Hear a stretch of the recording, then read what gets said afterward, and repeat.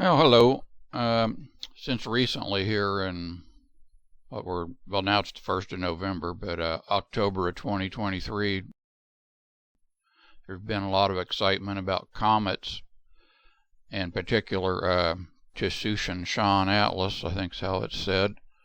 And I thought, well, I ought to make a video about processing comets. I was actually going to do that a year or so ago when I took the picture you're looking at now. This one here is actually what they called the green comet. It is, we'll double check here.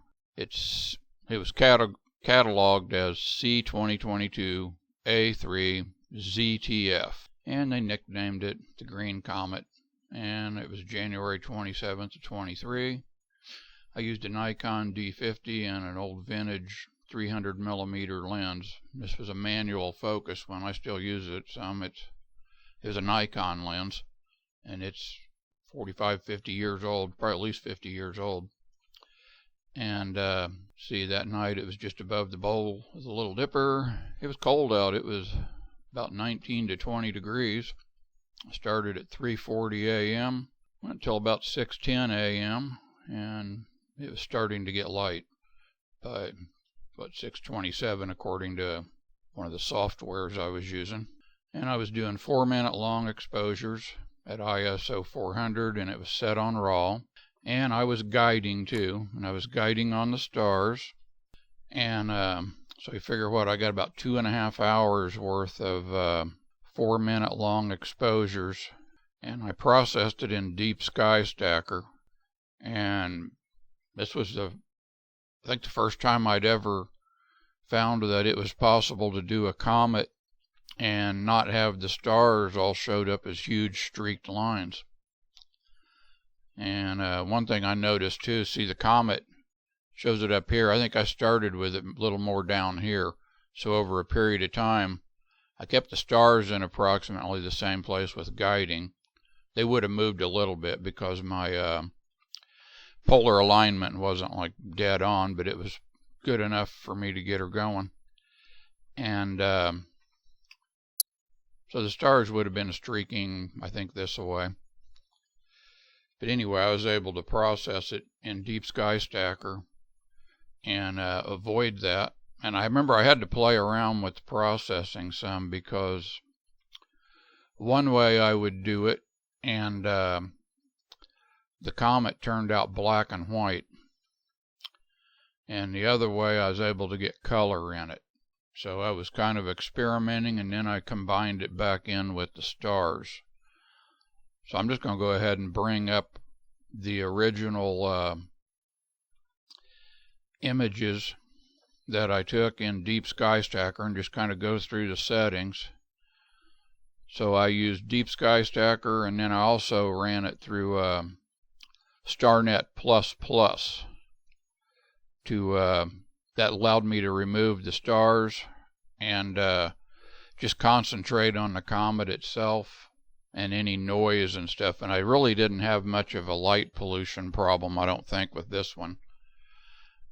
You know, my skies are pretty dark here, but like with this most recent comet, Tsushin Atlas, well, the last time I did it, when I got started, it was above the dome of light, if you will, that's from the town of Terre Haute, which is like almost 60,000 people. And it's about 15 miles away, maybe, from where I'm at. So a lot of my sky is dark, but part of it gets a light dome, and especially over there low in the west and low in the north. But this one here, it was up high enough that I was able to avoid that. So we'll bring this up into Deepsky Stacker and go over some settings. So I've got Deepsky Stacker open, and this is on an older computer I'm using. I'm using Deepsky Stacker version 4.1.1.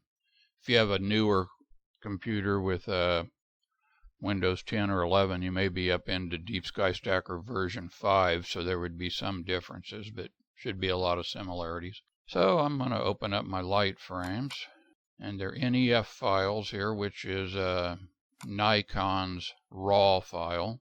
Get those opened up, and then I'll do my darks and flats in that, and upper dark. And now we'll get our flat frames. And I've been doing my flat frames just on my computer monitor. I just open up a blank text document, try to get the screen all the way white, and I move the camera around a lot when I'm doing it. Let's say I took 50 pictures. I try to make it so none of them are the same. So I'll move the camera a little bit side to side and rotate it. And that way, if there's any kind of a pattern from the screen, I can hopefully eliminate that so that I'm just getting a true flat frame. This particular time I took dark flats too, which is just a dark frame from your flats, so it had the same exposure setting. Gotta get it over to raw here. And I'm really not sure. I'm sure they do good. It probably depends on your camera. I don't know that I noticed that much of a difference. I've tried it off and on, and of course sometimes if it's a tiny little subtle difference, that might, if you do that with several different things, you might make a pretty good difference. So now I'll open my bias frames, and I've got like a little library of them I made.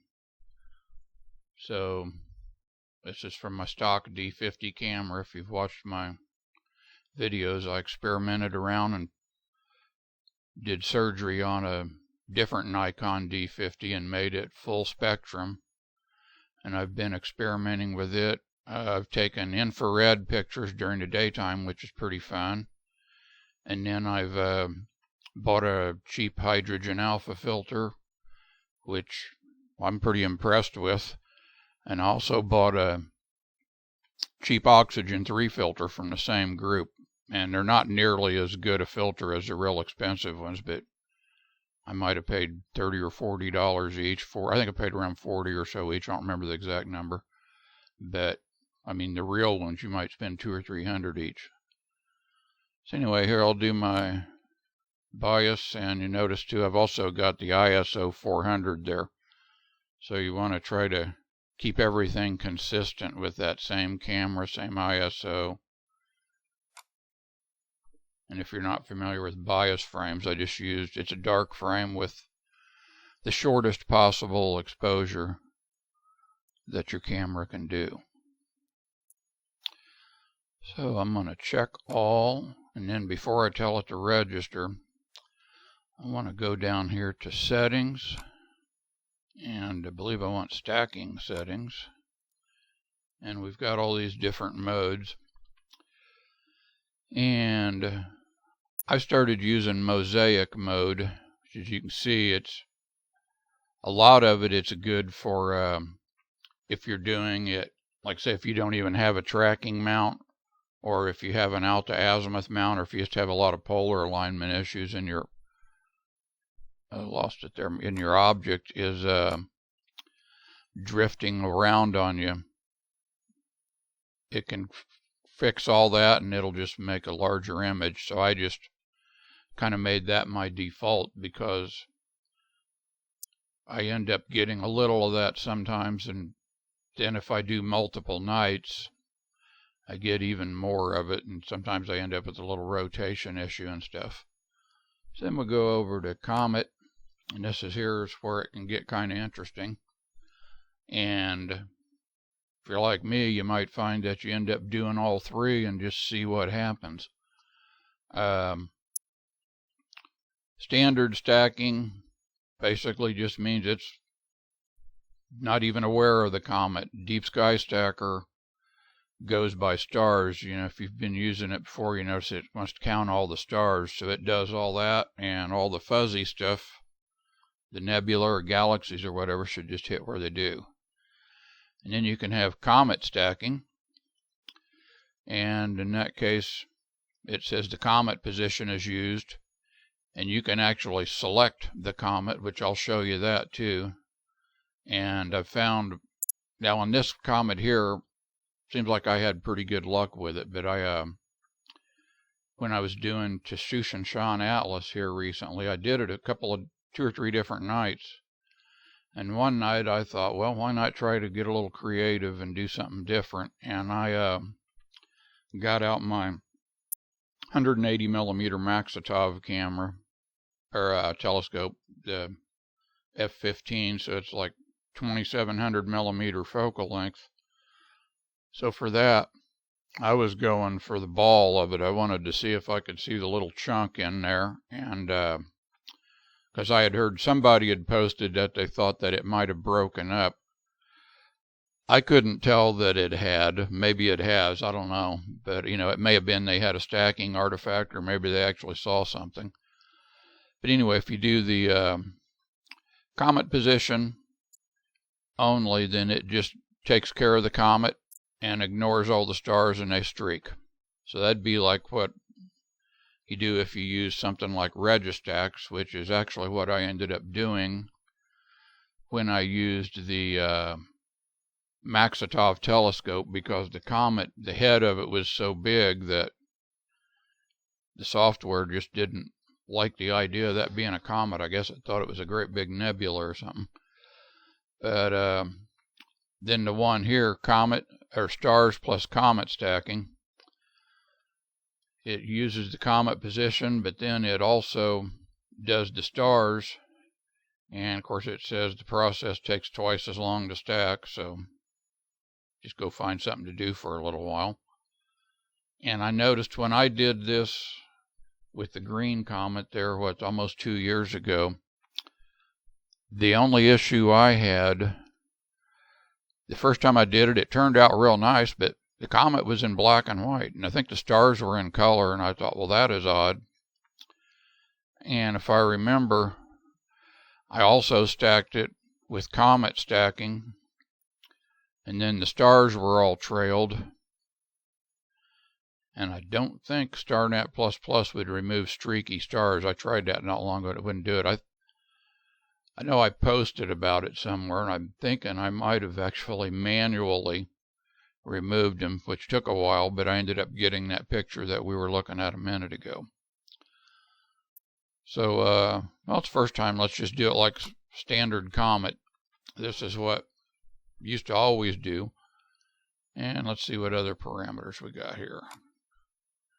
Okay, haven't experimented too much with all of this stuff.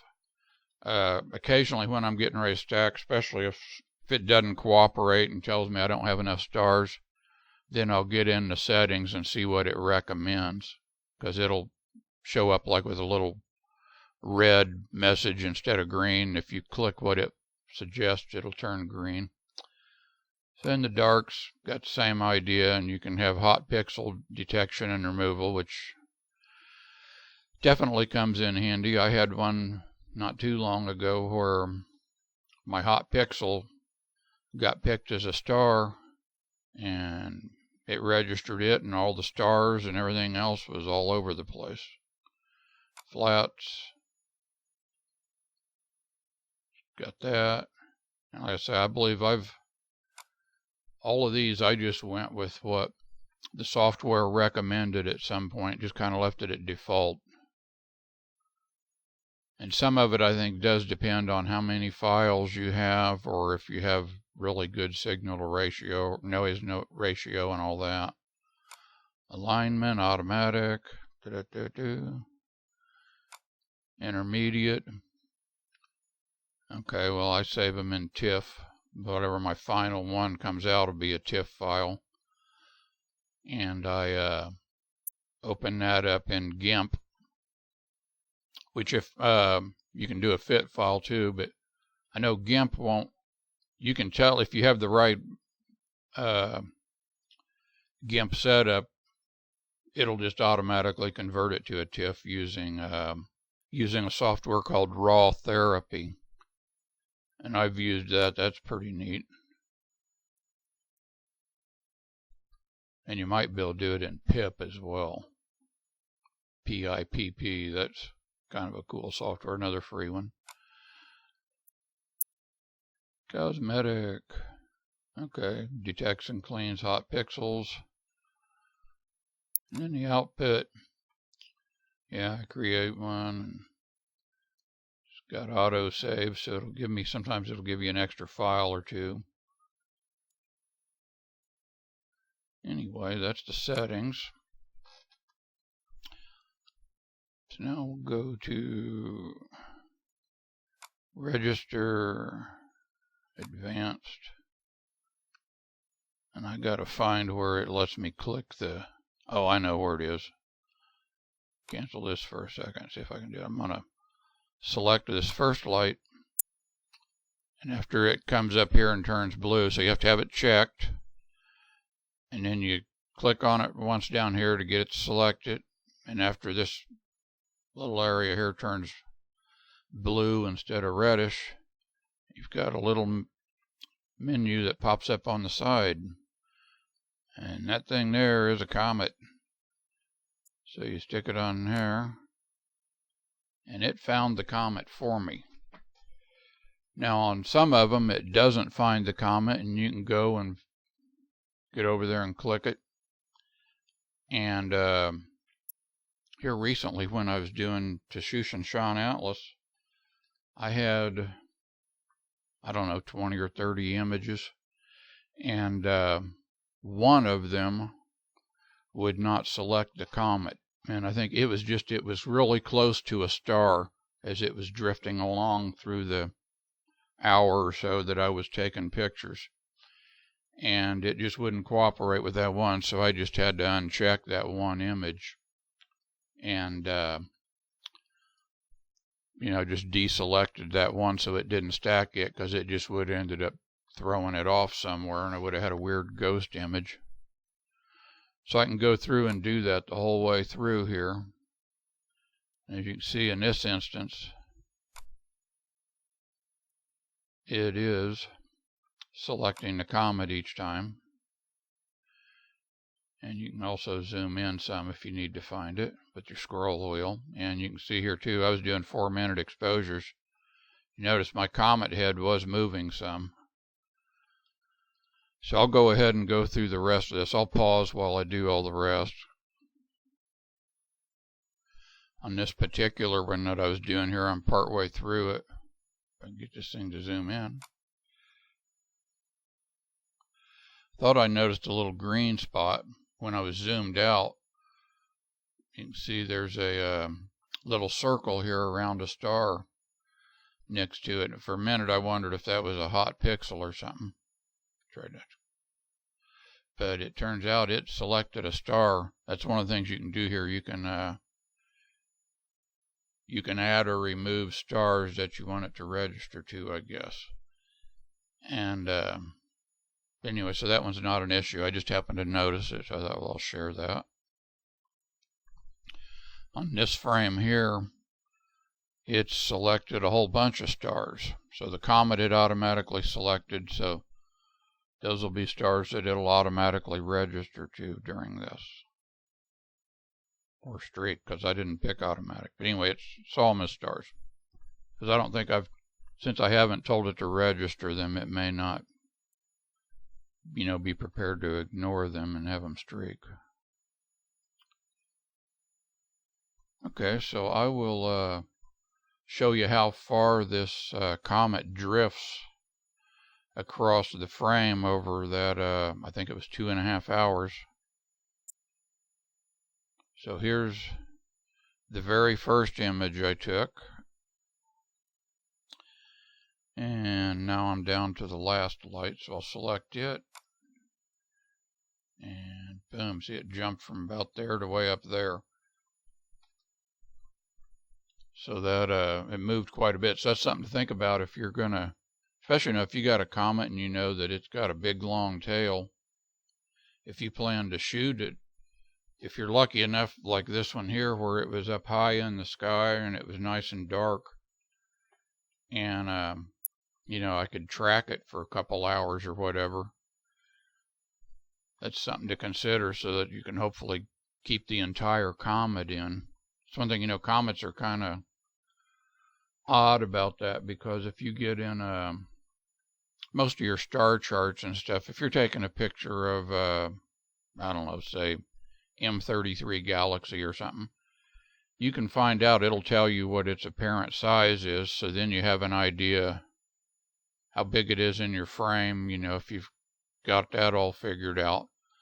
And with a comet, you don't always know how big the tail is. I mean, usually somebody knows, but I've noticed when I'm first learning about them, I'm not always sure. And in this case, before I took this, I was online a lot looking at other people's pictures, and I was always curious, you know, what camera and lens and stuff did they use, and whether or not they cropped it or not too. And one of the guys had a really nice picture, and I got an idea. It's like, okay, I found the specs on his camera as far as how large the pixels were and how many pixels, and then entered the focal length of his camera lens. And then that gave me an idea of what lens I could use to fit it in, so I felt comfortable with my 300 millimeter lens in this case. So now that I got this stuff all set, I'm going to go ahead and tell it to register. And, well, you're not going to cooperate then. Register, check pictures. And we'll go ahead and go through this. In case you're not familiar with it, detect a number of stars. I slid that slider over to the left all the way, and that's supposed to give me more stars. So, like in this case, I got 884. I've had some things where it might give me 15,000, and that makes it take longer to process. So some guys will slide this over more. I'll do it just for fun here. We'll just slide it all the way to the other side, and it'll give me a far lower number. It may give me 15 or something. I don't know. We'll see. 0. Can't handle that. But as you can see, you can slide in there and figure the amount of stars you want, and that'll help with your registration, I guess, but also your processing time. So now that I got that, I'll say okay, and we'll look at what all we got up here. So it says I got 2 hours and 17 minutes. So even though I was doing it for about 2.5, I managed to get 2:17 a light. That's pretty good. Usually something happens over that amount of time. You know, you get a little bit of time in between and stuff, and if something gives you problems. So it's got my offset, which are the bias frames. And it'll tell you if your ISO number is different. It'll give you some warnings. So I was at 1/4000th of a second, which was my shortest possible. Says my dark at 4 minutes and 7 seconds. I was manually timing everything, and so I was doing this by hand. I was just using the computer clock that's built in, and when I'd click the shutter with my little wireless remote, I would notice what minutes and seconds it was on, and I'd write that down and figure out when I had to click it again. And sometimes it'd be a little longer than others, so they never were all exact. But I haven't had any serious issue with it. You know, every now and then I'd make a mistake and do one for 3 minutes or 5 or something, so that could have happened here. I don't know. Let's see. Oh yeah, something did happen. We'll get down to that. So dark flats. So it's got them there, and then it's got flats. Notice they're both at 1/80th of a second.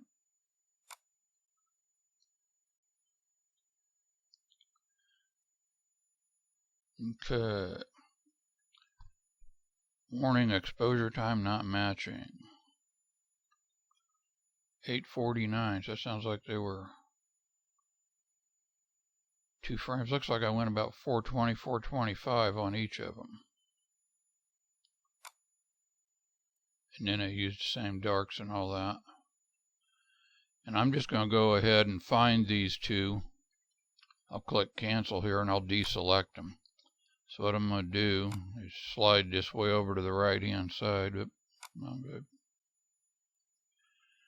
And look for my times. So we got 4-minute 1, 2, 3. Oh, there's 4:28 and a 4:21.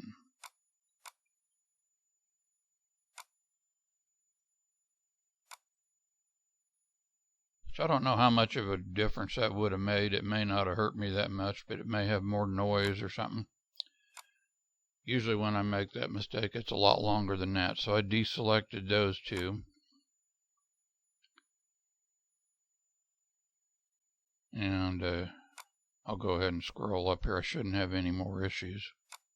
But you can see there's one, you know, it's 8 seconds. So it's a few seconds over. So it didn't holler about that. And there's one actually 9 seconds short. That's a surprise.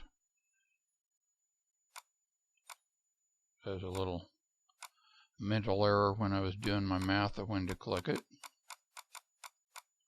Usually I'm long, if anything. Okay. So now we'll click register again. I'm not going to worry about that advanced thing. It's already. So I got 2 hours and 17 minutes. And it doesn't have the warning, so it's just those good frames. I'll click OK. And it's going to do its thing, and this will take quite a while, so I'll pause for all that because it might take 30 minutes or longer. I'm not sure how long it'll take. But anyway, I'll get back with you in a few. Well, that only took about 15 minutes to process. You can see that looks pretty ultra bright, but this is just a preview. My image I saved won't be stretched, so it'll be probably nearly solid black with a little white blob there. For fun, and this isn't supposed to change the actual file that I save. Sometimes these things, the way they process, kind of surprise me.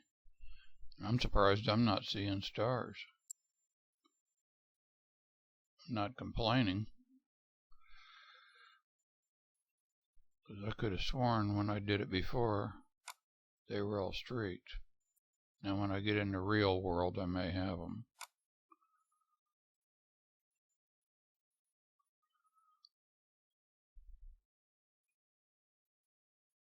This is just a very rudimentary thing here I'm doing, but I noticed too when I darkened up this background a little, I started losing some of that. And you notice here it appears black and white too, but this is typical for Deepsky Stacker when you when it shows this preview, it doesn't mean that you're going to have a black and white image when you come over here and click Save Picture to File. Okay, so we'll save that, and I'm naming it for today's date. I don't want to confuse it with other stuff I've done. Don't want to accidentally overwrite anything. And I noticed too that in the past I did Comet only in Deepsky Stacker and Comet only in Registax. I'm not sure what that one is. Maybe that's a final one after I played with the TIFF. So I'll click Save on there, and then we'll open this up in GIMP. So now we got her opened up in GIMP. I'll go ahead and duplicate the layer. It's usually a good idea to save the original one here. Just want to be careful not to trash what you've got. You could also do a file save as and rename it. So we'll go to colors and levels, and that line is all my data right now because I haven't stretched, and it's basically saying that little bit's it. So I'll slide this middle slider here over to the left quite a ways, and I'll do this a few times, and then I'll end up darkening the background too. Click OK, and I'm going to come up and open it again. I'm still surprised that I don't see those stars. Not complaining. I thought they had them before.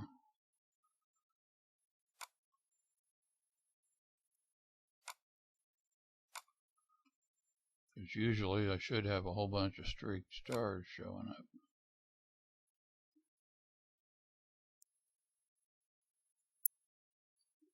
Because I can always process this as just a normal. Of course, if I do, then if I processed it normal, I'd have this big blob in there, so that, and it'd be streaked way over. Thinking ahead here.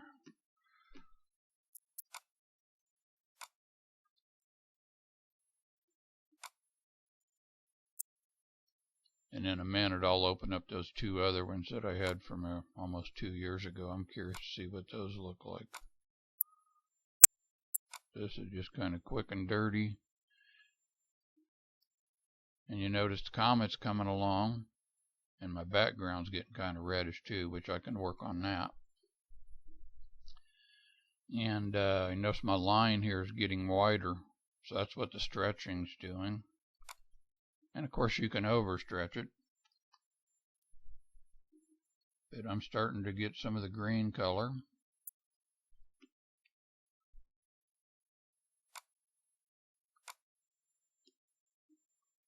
And normally I like to get this thing as wide almost as between one of these lines, but something like this, you know, you might not always be able to do it. And you see, boy, it's really getting pink.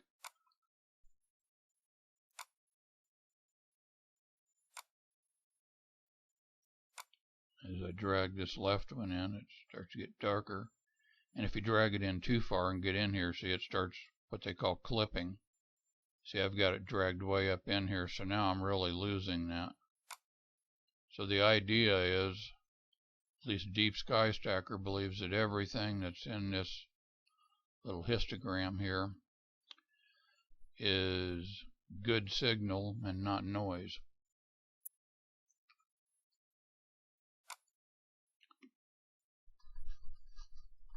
And I'm quite surprised that I'm not seeing stars. I do notice too, it's a little darker up here, and that could be a little bit of light pollution that was in there or whatever.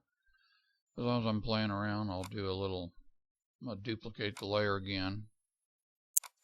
And I hadn't renamed that other one. It's not a bad idea to name each one. I'll name this noise. And just for good measure, I'll name this other one original. And I'll turn off its eyeball. We don't want to mess with it at all. So what I'm going to do, you've probably seen me do this on my other ones, some of my other videos. I'll go up here and grab the eyedropper, and I'm going to try to grab some of this red background that looks nasty. I'll just grab over here on the side by this 1500. I got that. So it's doing pick background and foreground, and I'm trying to get the same thing.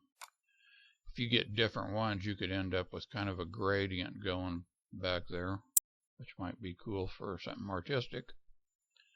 And then I'm going to go up here and select this gradient tool, which if this stuff isn't showing up in your menu here, you can personalize this thing a bunch, and sometimes it gets confusing. I go up here to my tools menu, and in paint tools, I've got the gradient, so I can select it, and then I should have the ink dropper there too. It's around somewhere. It's in one of the tools if you lose it. Anyway, I've got that. So now I'm on the gradient, and I'm going to go up here and I'm going to just drag this all the way across. And now this here's what I'm going to subtract. And usually I have to play around with the brightness and that. So I'm going to change the mode of the layer from normal to subtract.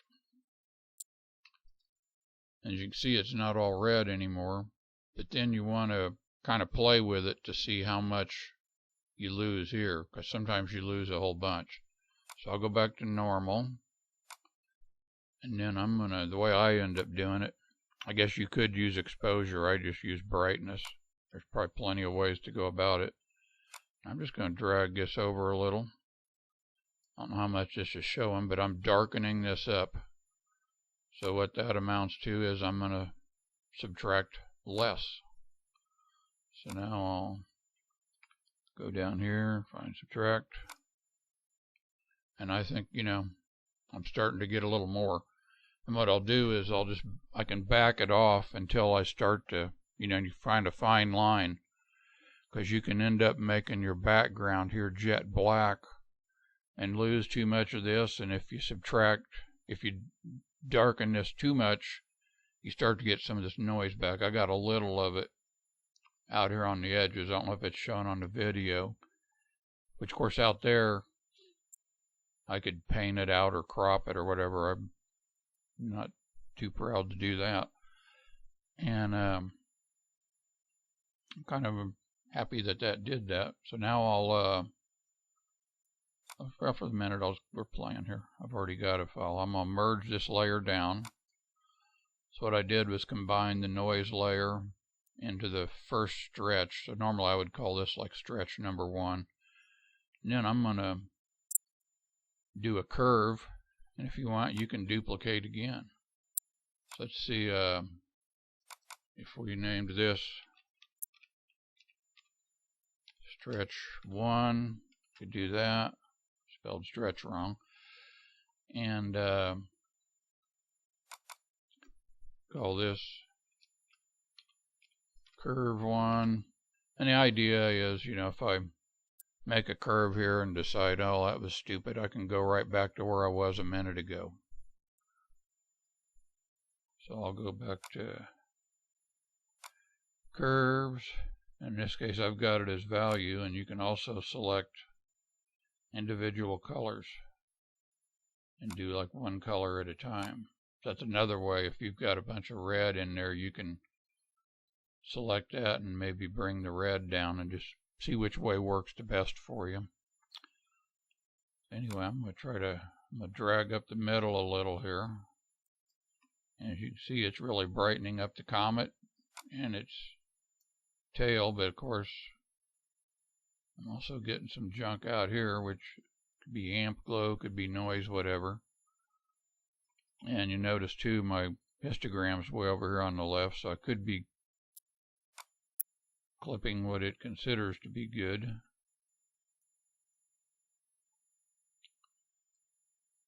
So anyway, that's enough to kind of give you an idea. Because if you get doing this for real, you can spend a lot of time, and if you decide your colors, you know, if your color's barely showing, you can get on colors and saturation. And we'll just grab the scale and crank it way up for good measure here. And you can see it makes it look a lot more colorful. Starts to bring out a little junk in the background. So you just got to kind of play with what makes you happy. It made the green show up more. When I click cancel, you'll see a lot of that as it kind of goes away. Anyway, it gives you an idea there. And I'll call up those other ones for fun here. I want to see what those did. So I'm opening up Comet only Deepsky Stacker. This is from 2 years ago, so we'll see what kind of difference I had then from now. Because it could have processed different. Weird things happen.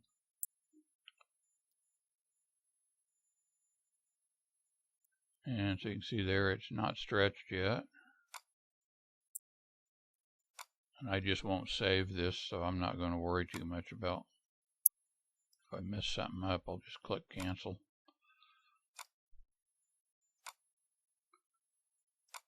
I'm curious to see if I had stars, because I thought sure I had one with streaked stars. I certainly should have.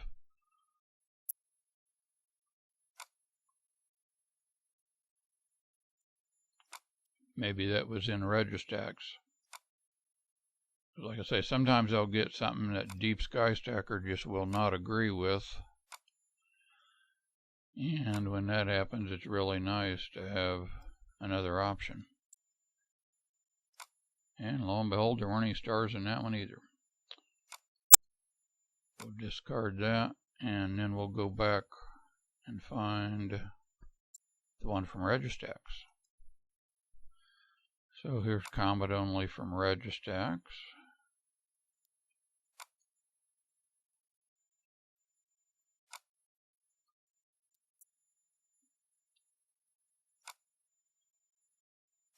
What happens when I start cranking on it? Ooh, there we got stars. This is what I was expecting.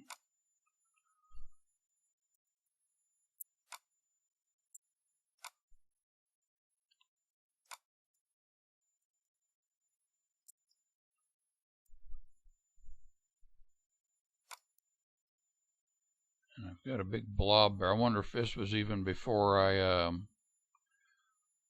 took flat frames. It's possible that I got excited and started doing all this, just trying to get something, and said, oh, I gotta make all my other stuff. As you can see, it's got all the stars streaking across, showing you how far this thing moved over the course of 2.5 hours or thereabouts. And we'll open up my original Comet stars here. This is where it's a good idea to take notes, because I got a feeling I didn't write down everything. And I remember I was going to make a video shortly after I did this, and I think I forgot. So this one here with Comet stars starts off looking quite normal.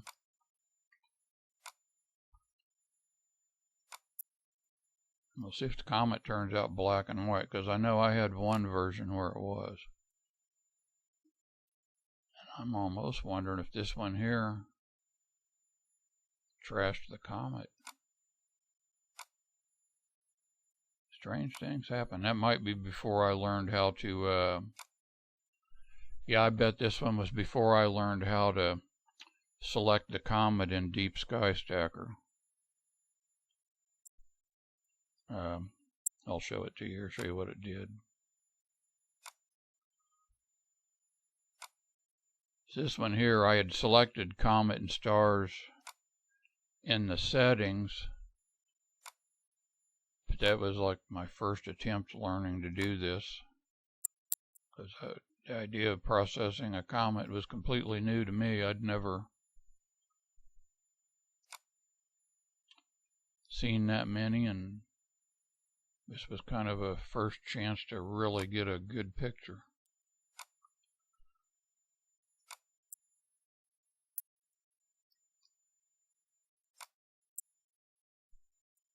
So yeah, you can see the Comet. It was just a big blob. So that one, that was from when I hadn't realized that I had to go into this edit Comet mode. So just because you have this set here, I guess you have to tell it you got a Comet there, because you notice here every time it's saying the Comet positions this or that. So if you're taking a picture of whatever globular cluster, galaxy, nebula, whatever, just because this is clicked doesn't mean that Deepsky Stacker is looking for a comet. So you have to go through the procedure here, and actually either it'll automatically locate or you'll tell it where it's at. Okay, so I found one of them when I first did this, and it says star and comet. So apparently I had used the comet stacking and selected each one, and maybe it's just a little bugaboo in Deepsky Stacker, but this one here gave me a black and white comet and color stars. So now I'm wondering if, yeah, I'm seeing some weird things in there, and I can see how it's moved around. But anyway, I'll show you what I ended up with. This was my first so-called good image of the comet, and I was quite happy with it, but of course there's a couple of weird lines on there, but I was noticing, gee, it's Comet's black and white. That shouldn't have happened. And I played around doing Registax and everything else, and somehow or another I ended up wiping out the stars and combining it back in with kind of a stars only image. And then next here I'll show you what I went through with Comet to Shushan Atlas, and I used Graxpert, which I may not have even had Graxpert yet when I did this image with the green comet. I've only used it a little, but it's pretty interesting. And then I also did the green comet. This is kind of noisy looking. This is with a 6-inch Newtonian. I did this several days later. I think I kind of over-processed it a little. I might play with that again sometime, see if I can get something a little nicer looking. Well, I'm going to do this green comet again, and this time I'm going to click Stars and Comet, so it'll take longer, and I want to see if the comet comes out black and white again like that last time, or if it comes out color, because when I did to Shushan, I'm thinking I was able to do this and it gave me both in color, and it's the same camera, same file type.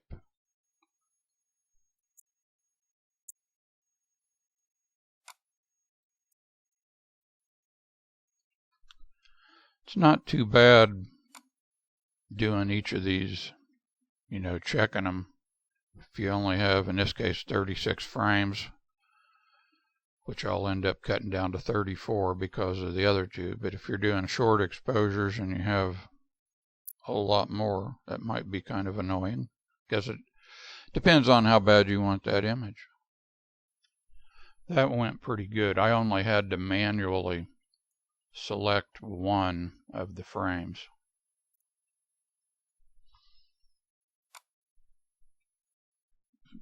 It goes behind there. Okay, we'll get it.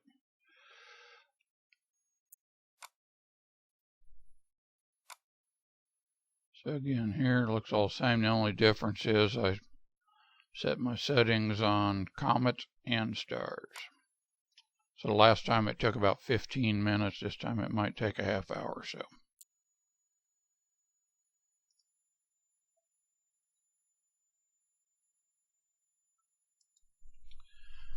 Okay. Of course, this is the processed version here. I'll go ahead and save it over to a TIFF to Registax and see if it's still all black and white. The stars got color. I can see some on the reg. The comet doesn't look color.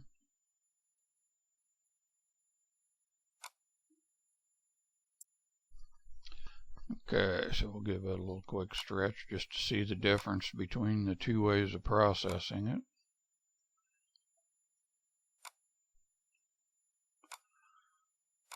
Still curious of why one way would give me a comet in color and the other not, but that's the way it goes.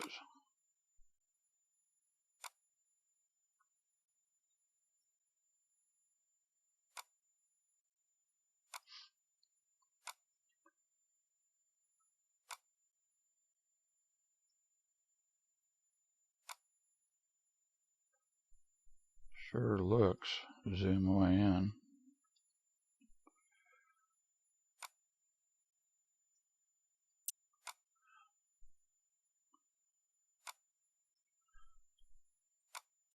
And it did the funny lines there again too. So there's some kind of artifact issue to it. But anywho, in the long run, I did end up with a good image. Well, now let's see what happens if we do it on another night. And in this case, you can see all this noise here. That's light pollution, and I remove it too, mostly. This is with my Nikon D50 and a 135mm manual focus lens. And I took about an hour's worth. I was doing 4-minute exposures. Let me bring it up. So I did it on October 27th, and I was using as my stock D50. The field of view is almost 7 degrees by 10 degrees. I was using ISO 400 on RAW, of course, and I was doing 4-minute exposures. This particular 135mm lens is an f2.8. I shut it down, I guess it would be 2 f-stops to 5.6. See, it's 51 degrees outside. So it's fairly low in the west. I got to do about an hour before it started to get into the trees. It was a nice night. There wasn't any dew or the moon wasn't up yet. The dew point was about 30, which is unusual for here in Indiana when it's 50 degrees out. We had the entire month of October, at least at the television station that's about 11 miles from my house, there was 0.11 of an inch of rain, I think it was, for the entire month. And that all happened on Halloween. So we had 33 straight days with no measurable rain, which was a record. Anyway, I got this, and when I was taking my pictures, now when I started, the first frames that I had looked like it was not in the light dome, if you want to call it that, for the light pollution. And this here, when I've stretched it, it actually looks like there's no flat, but I did take flats. And I'll show you the difference between my first exposure and the last. I'll bring them up in a raw frame viewer. So here's the first one I took. And now you can see kind of, it's darker up here. But it's easy to see all these stars, and there's a little open cluster here, and that's easy to see. And then next I'll go to the very last one I took.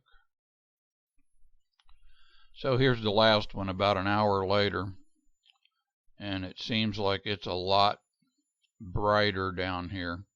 And then once I combined them, and plus when you figure that the comet had drifted some over the course of that time, it got down into the light pollution. But anyway, when I saw this, of course I knew I could play around with it, and surprised what I could do. I ran it through Graxpert, and I'll show you that too. I did it on a different computer, but I'll make a little video of that and include it in with this. So here we have our Graxpert, and we'll open her up here real quick.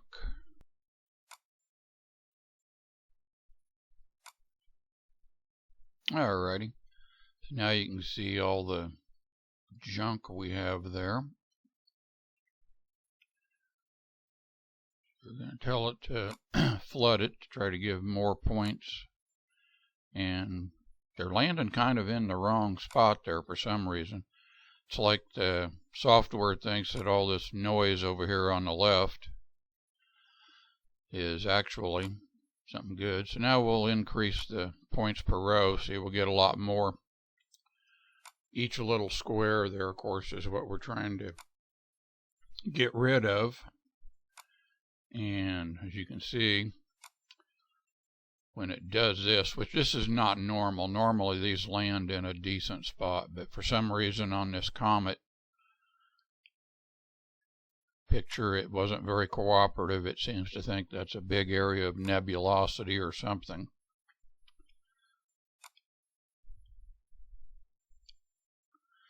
So now of course over here, but there, let's get this straight. Okay, now, so what we're wanting to do here is protect the Comet.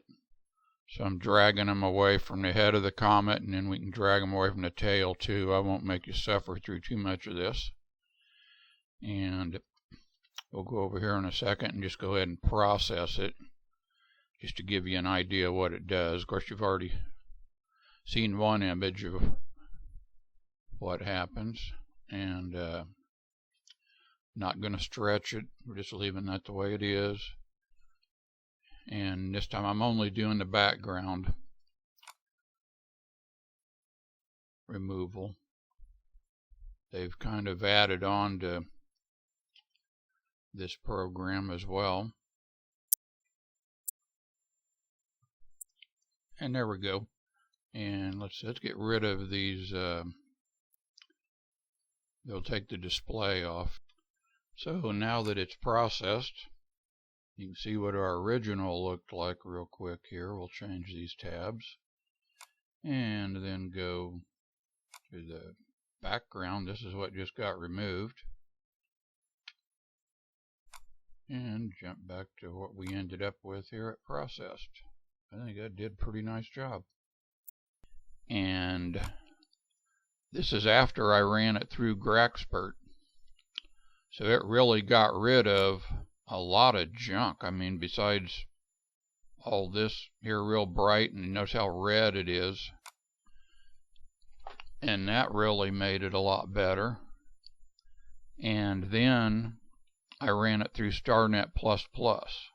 As you can notice too, I don't know if you can see it very good on the video, but the tail, it was actually trying to go up out of this. I could see it. And as a matter of fact, when I started that night, I looked at the Comet through a pair of just standard binoculars. I had two pairs out. I had an 8x40 pair of Nikons, which is just kind of a nice general use pair.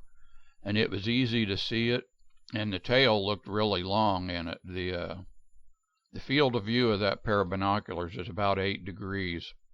And it seemed like the Comet's tail took up a big part of that. So it might have been 4, 5, 6 degrees long. And then I also looked in those little constellation binoculars that I bought. I made a video of them. They were 3 power by 50, and they're only like $50 binoculars, and they're not good for daytime, but I really like them at nighttime, especially if there's no moon. Anyway, then I ran it through Starnet, Starnet++, and this is after it removed the stars. And there's still there's that little bright spot there. That's like a halo, a little glow around it. And if you look close, you can see where the light pollution is, but this is just so much better. And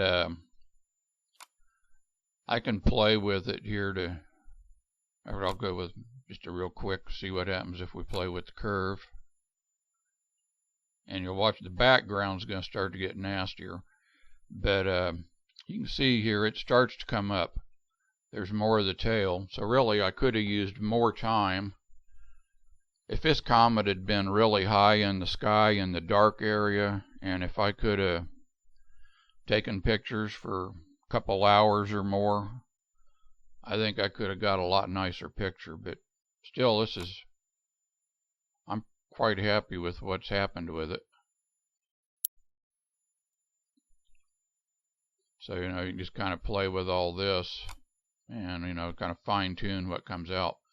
But you notice too, I'll kill that. This one here, I believe the Comet actually had color in it. The other one, when I did it with the processing on Deepsky Stacker set for both stars and Comet, it ended up black and white.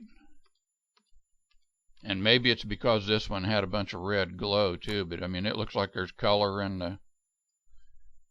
Maybe there's not as much color as I thought, but it looked like there was more color in it. That might be something interesting to check out too. But I felt like there was some color in the Comet when I did that. Like I said, maybe that was just me thinking.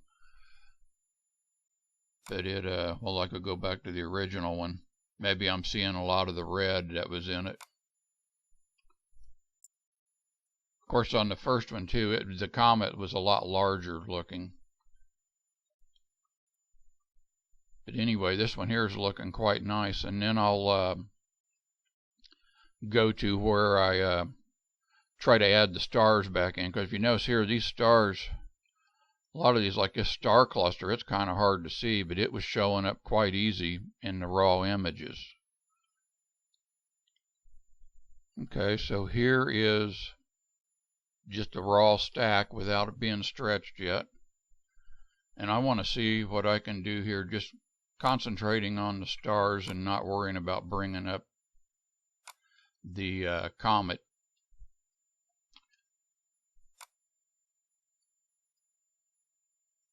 So I'll kind of crank that a little bit, and I'm afraid that by the time I get the stars to really show, it'll trash the comet.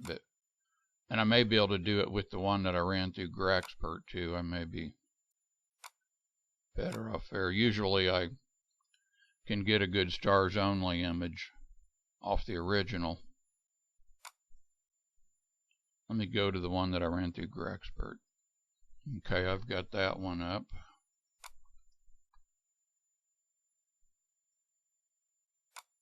And how do we want to do this? Just kind of grab it by the seat of your pants and hope, saying right at the minute what I'm doing. You can see it doesn't, it'd be nice if everything was just enter an exact thing and have it happen, but it doesn't always work that way. And see, I'm starting to bring up a lot of noise, but stars are coming up. Okay, so I played around for a minute, and we'll see if we can do this again. I'm going to try to get these stars to really go up at the expense of what the comet's going to look like, and this is going to be my stars layer. So I've pasted the image that I had before I ran it through Starnet, so it's after Graxpert, but before Starnet right there, and I've got as a normal layer so you don't see what's underneath it. And I'm gonna try and really crank the stars, and it's gonna start looking ugly for a second. You can see the comet's getting really bright, but I want to get some stars. And it's kind of quick and dirty, isn't it? So this is just to give you an idea. As you can see, I'm starting to get stars, and hit OK on that. Now this here, the head of it's real bright.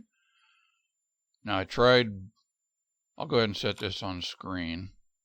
There's a couple different ways you can do about it. If I do it on screen, it starts to show through more of the tail, but see there, if I turn the eyeball off, I feel like it's not quite what I want. So I'm going to put back on normal, and now I'm going to drag my opacity of this layer down. So that way it's kind of making it a screen, but I can decide how much of a screen, I guess is a good way to look at it. So I got to find an amount there to where it's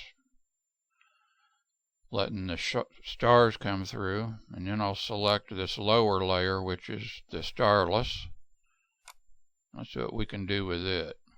Let's just make it a little brighter first. Let's bring up the exposure, and I'll just do a couple of clicks at a time here instead of just dragging it. Give it a second to refresh. Still not much. What happens if I get it greedy?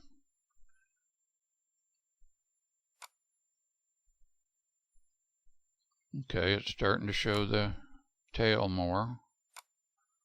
Go up here, maybe we'll make this a little more opaque. And try to find a fine line. And I'm starting to get both stars and a nice amount of comet. And I can also, on this layer here, if I take my opacity back to 100, I can just blot out this head of the comet. We'll do that real quick. Just take my selector here, select solid black area on foreground and again background. I don't think you should have to do that, but for some reason I've had bad luck when I didn't. Now I'll get out my airbrush. Okay. And we'll just try to say we want that out of my way. Turn that back off. Turn this eyeball back on. Selected the right one. I'll drag the opacity down again. And now the comet looks more normal. The head's not all burnt out. And if I play around with the brightness and contrast and everything, you just play around with all your different controls. You can play with your exposure if you want, or how much black's in it, or do it with the levels or your curve, just whichever tool you like. I think you find a lot of them, they do basically the same thing. It's just a matter of if you like one better than the other, maybe you feel like you have better control with it. But anyway, I'm starting to get a better looking picture, and it looks a lot better than what I started off with, where I had all that gunk in there, and it's hard to get it 100% clean. And my stars may be kind of oversaturated on the color. We can do something with that, make them look a little more natural. So I'll desaturate it some and try to make the stars a little less, just like solid blue, solid red and all that. So I dropped the scale of the saturation down. If you go all the way, it'll just turn them into black and white. So that makes them seem a little more realistic. Anyway, that's what I got out of using the 135mm lens. And let's go to another one. Okay, I kind of like the way this one turned out too. This one here, I used a 200mm camera lens, that old Nikon lens I've got that's 50 years plus old. And instead of using it with my DSLR, I came up with an adapter so I could connect it to my ZWO ASI178mc planetary camera. So now I can use that camera at a lot more variety of focal lengths, which I really like. So I've been using it, on telescopes and stuff, and now it's like, okay, I can use it with this lens. And I've only used it a couple times that way, and it's not bad. Now you notice here I've got the stars have some streak, and I think this was the first night that I took a picture of the comet. Yeah, I took this on the 19th of October, so this was 8 days before I took the image with the 135mm that I just showed you. And what a lot of that comes down to is I've got trees in the way, and I had to just wait until the comet was high enough in the evening to have a chance, because I wasn't even sure if it would show up. And believe this one here, I had to stack this in Registax. Yeah, it's marked that way. So what happened was I couldn't get this to cooperate at all in Deepsky Stacker. So we can bring that up and see what happened here. Okay, so I've got it opened up in Deepsky Stacker, and I pressed my Edit Comet button here, and it's selected all kinds of stars. And now I've got my little green window there to where I can select the comet head, and it will not let me select that ball there as the comet, the center of it. So it thinks that's either a big star or something. It just doesn't want anything to do with selecting it as a comet. So if I had kept stacking, I would have had registered stars and a blurry comet. So I couldn't get anything to cooperate with it. There might be a setting where I can play around with and get it to do it. And maybe it's because it's not fuzzy. It's so bright because I really cranked up the exposure on the head of it to try to get the tail to show up.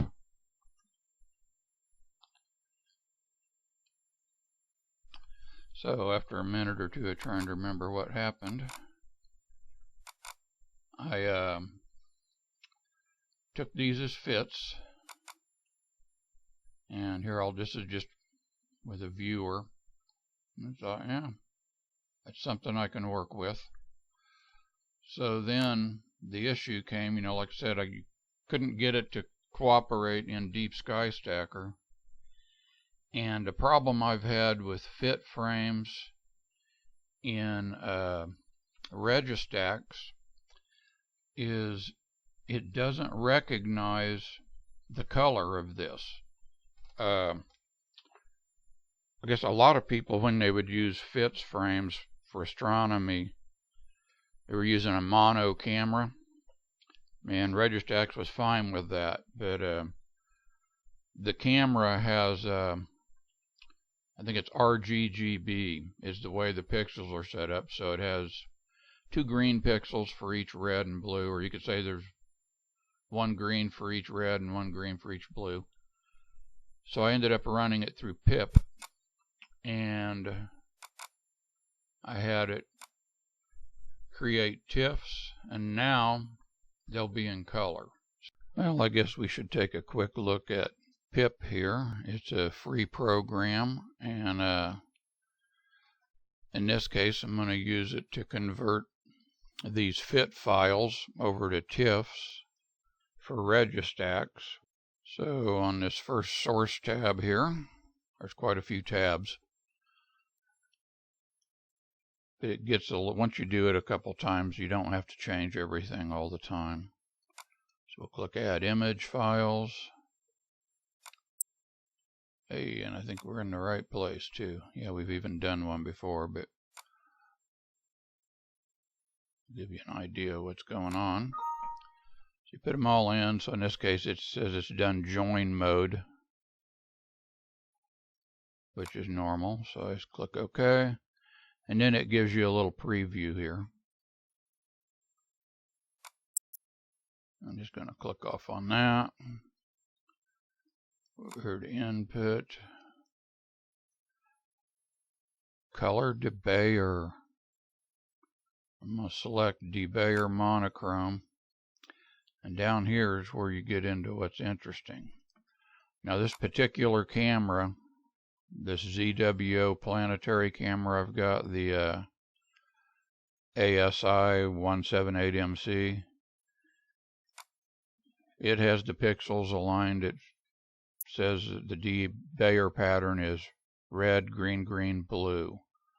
So I set that, and then that way the software has the information when it converts these to a TIFF to actually make them color and get them correct.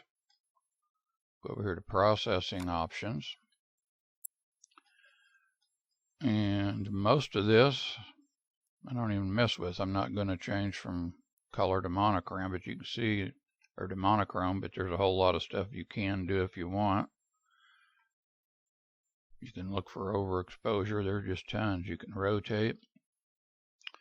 This frame stabilization mode, I'm not messing with it right now. I ought to make a video of that sometime, but you can put, like say if you put it on a object or planetary, let's say you took pictures of Jupiter and let's say the planet's kind of bouncing around in there. You can use this to kind of center it up, and you can crop them down into smaller sizes if you want. Go over here to quality, and you can enable estimation if you want to. I'm not getting into that, but if you had a whole bunch of, say you had several thousand files that you were recorded, whatever, Jupiter, Mars, the moon, whatever, you can have it estimate the quality of each one and reorder them in order, and then that way you can just pick the best frames right from beginning And then when you go into your stacking program, you've already got that out of the way. And you have animation options. You can play them all in forward order, so you can make an AVI or whatever. There's quite a few options there.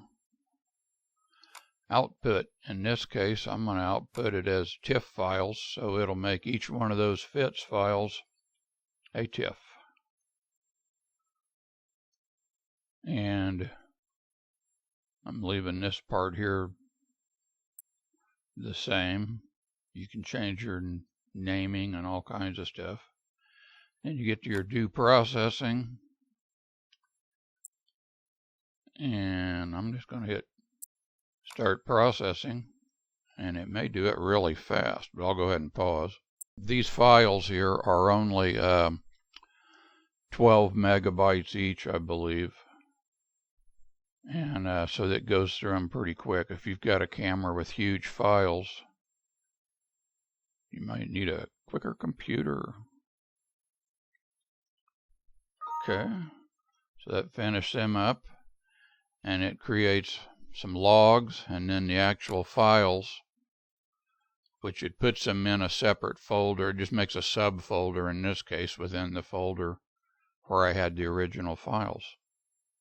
And sometimes I'll make little mistakes and have to go in and check the settings again and do it over, but once you get the hang of it, it's a pretty cool program.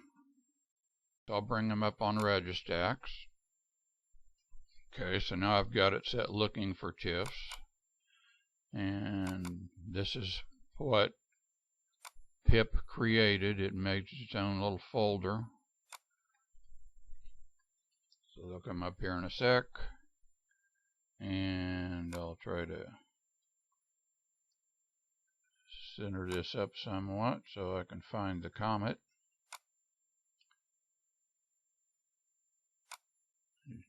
Okay. And what I want to do, this is version 5, by the way, of Registax, and it's also beta type. And one reason I kept this is because it actually does raw frames from my Nikon D50, and version 6 for some reason doesn't have that. So I'm going to be selecting just this. So I've got my align box size, so that's should be 64 pixels by 64. If you're not familiar with this software, see there it's a little smaller than the head. It might work, but I felt better with the 64. And also try to avoid any of the stars. And I also took darks and what have you. I just don't have them selected right this second. I believe I can select that. So go up here, flat dark, load dark, which I created the dark in here too. So now we can click align. Uh-oh, dark frame size does not match. This is what you run into sometimes. We'll do without it for a second. Okay, I think I got my problem with the darks solved. So now we'll do our alignment. This is interesting here. You can see the comet drifting amongst the stars from frame to frame. These are 45-second exposures. And I only was able to do this for like 35 or 40 minutes because it got down into the tree. And a week later I was able to do over an hour. So we'll limit that. I'm just going to tell it to optimize and stack, and I'll pause for a minute. But it's going through its stuff registering, and see it kind of jumping around.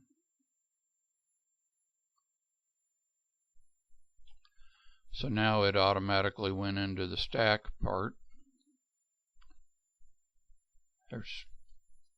Well, last time I looked, there was obviously 6 versions of Registax, and then now there's a lot of other software out there. Some people don't even mess with this anymore, but I'm glad I've still got it. There are definitely times where it's nice to have an alternate available, because like I say, you know, sometimes Deepsky Stacker, if you don't have enough stars, this is a good alternative. And if you have an issue with anything, file types or whatever, it is nice to have alternative programs to go to, because it might save you a lot of grief in the long run. And this is a free program you can download, and I think you can still get most or all of the versions online. So now it's stacked it, and then it automatically goes into wavelet. And these are sharpening controls. I don't even use them a lot of times now. I used them a lot when I was using the moon. But there, see, I've over sharpened there. I've just grabbed it to show you. I started seeing pixelation. We'll click reset and it'll smooth back out. Anyway, I just wanted to kind of show you that part, but the main idea here was that you can go to a different software to stack. So hopefully this gives you an idea of some of the options you have when you're taking pictures of comets, and they can be challenging, but I've seen a lot of nice pictures people get. A lot of them look a lot better than what I got on this, but I've still had some fun with it, and hopefully you do too.